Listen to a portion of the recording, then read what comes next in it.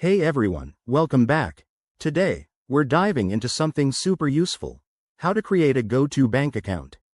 If you're looking for a simple, digital banking solution to manage your money on the go, Go2Bank is a fantastic option. It's user-friendly, secure, and perfect for anyone wanting to handle their finances from their phone. Let's get started. First off, what is Go2Bank? It's an online banking service that offers easy account setup, mobile deposits, and budgeting tools. To begin, make sure you have a smartphone or computer with internet access, along with a valid email address and some basic personal info like your social security number for verification. Step 1. Download the Go2Bank app.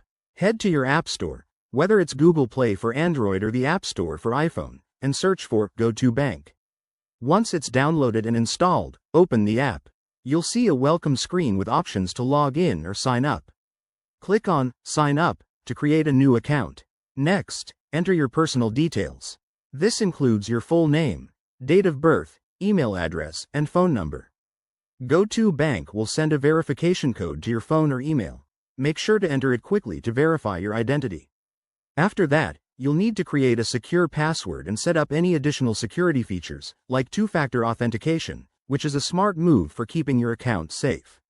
Now, for the fun part: funding your account. You can link an existing bank account, add a debit card, or even deposit a check through the app.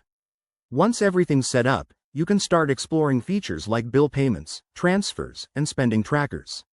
One quick tip: always double-check your information to avoid any delays in activation.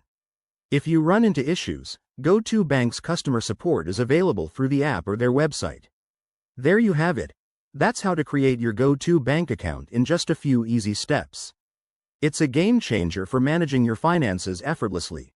If you found this helpful, give it a thumbs up, subscribe for more tech and finance tips, and let me know in the comments if you have any questions. Thanks for watching, and see you next time.